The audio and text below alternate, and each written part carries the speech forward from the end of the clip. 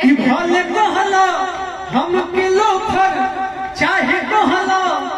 तू आवारा तो न होए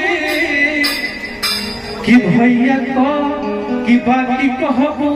कि बाकी भैया कहबो हमारा के त ठीक न होए। अच्छा भैया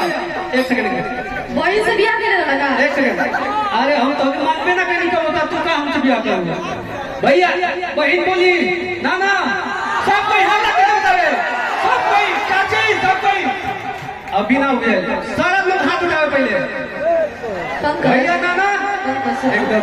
सुना हमारी बात स्टेज सुना हमारी बात स्टेज स्टेज ना गिर जरा तू भी बस सिर नहीं था यहाँ भी सावा सिर खड़ा बात सुना सुना हमारी भैया ये सब थोड़ा मेजर दीजिएगा तो ये सब मेजर अरे दिलवा हाथ धके तुम धीरे पंका एक सेकंड मेरा बात सुन लो कि दिलवा हाथ धके अरे मनवा से पूछा अपना चाहे रुकी ना सुना ना बात पहले बाद में गाना मैं रुक यहाँ पे आओ जब तेरा पहले बार मिला लेना तो क्या करनी भैया बोले रही ना एक बात बताओ तनी भैया तो बहुत लोग के बोल दूं हम सबके भैया बहुत लोग के बोल दूं सबके बोले नहीं भाई अरे तो बोल हमके एक्सेप्ट नहीं किए हम मानी तब तो हार मन नहीं किया तो गाना गा हम माने तब तो के गाना गा बोल रही ना स्टेज पे गलत बात नहीं गलत बात नहीं गलत बात बिल्कुल नहीं एक सेकंड गलत बात बिल्कुल नहीं हीरो भैया बोला जाएगा भैया हीरो संग हीरोइन जगह में किसी को भैया बोला जा सकता है सुनिए ना गायकी का क्षेत्र अलग है रिश्ता का क्षेत्र अलग है तू हमारे से सिखाएगा बेटा मैं इस मंच का जज हूँ मेरे सामने कोई टिक्का टिप्पणी नहीं। मेरा बात सुनो इस मंच पे कोई भी हो मेरा नाम रखे है ना तो मुझे गाने दीजिए आप ही गाइए बस आप ही का स्वागत है। मेरा अपना मर्यादा है हमारा कुत्ता ही नहीं करके काम करे नहीं आवेला तुमसे ज्यादा काम करता है गाना लिखता है कंकड़ मतलबी गवाता है कंकड़ मतलबी म्यूजिक करता है कंकड़ कंपोज करता है क्या एक मेरा गाना है हीरो संग हीरोइन कुछ भी लिमिट में भाई लिमिट में ठीक है ना तुमको पिछला पुराना जन्म दीदी नहीं पूछने आए ठीक है ना निष्ठा ठीक हम कहा रहे निष्ठा बकवास नहीं चले निष्ठा निष्ठा तू गोला के निर्माला मत बनो हमने की चाह अच्छा अच्छा के ज्योति समझ लो तू कौन खेत में मुड़ी है बस बस बस ये पगली गाओ तेरा नाच है ठीक है थैंक यू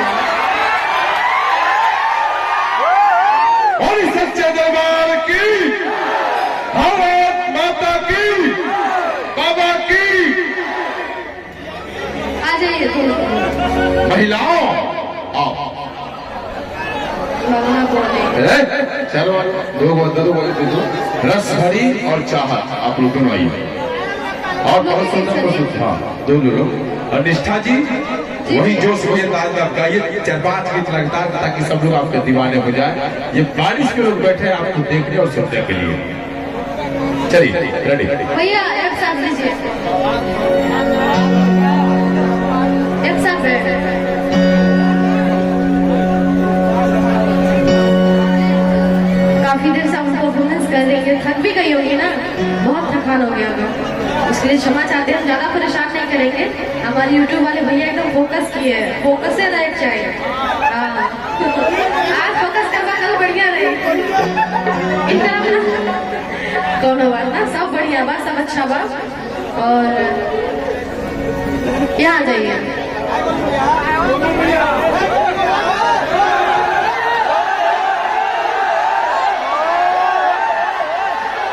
बोलो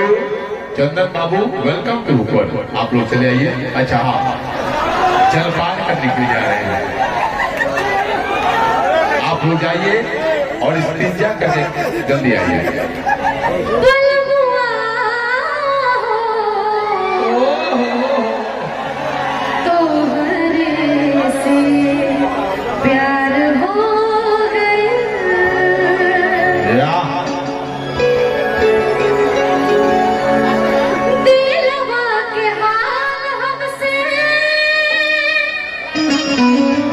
कहा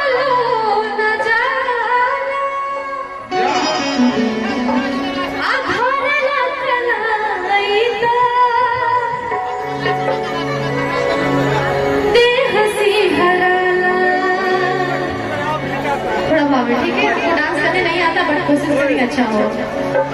बन के हमरा जिंदगी, बन के हमरा जिंदगी में आइलिया जो साबर हो जैसे चाहे रहनी वैसन दिलवा मोर साबर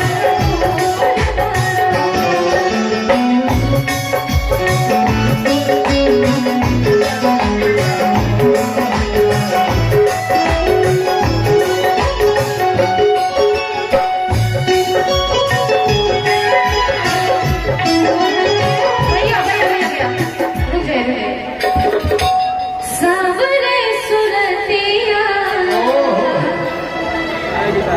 मोहनी मुरतिया बड़ा नीक लागे उनकर मीठी मीठी बतिया मुस्की पे राजा के लुभा गई मुस्की पे राजा के लुभा गई जैसन सोचले रही हम वैसन सखी में बरसा गई सोचले रही हम वैसन सखी में बरसा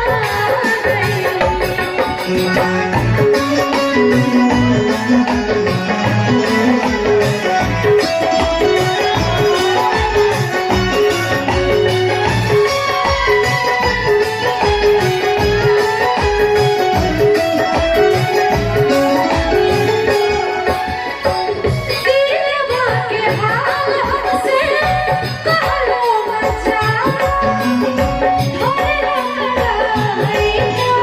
देह संजरा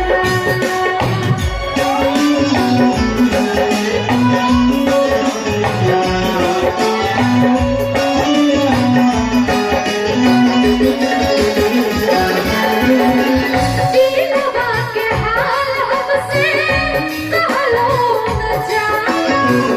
थोड़े रखलाई देह संजरा भैया बन के हमरा जिंदगी, बन के हमरा जिंदगी में आइलिया जो साबर जैसन चाहे रहनी वैसन दिलवा मोर साबर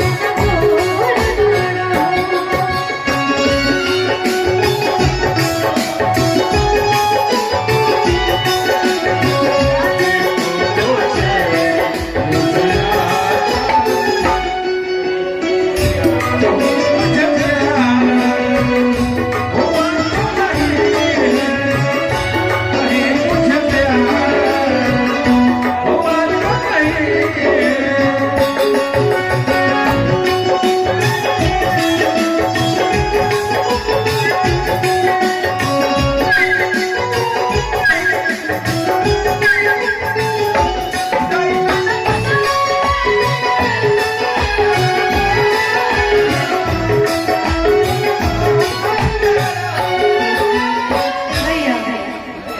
इधर आइए।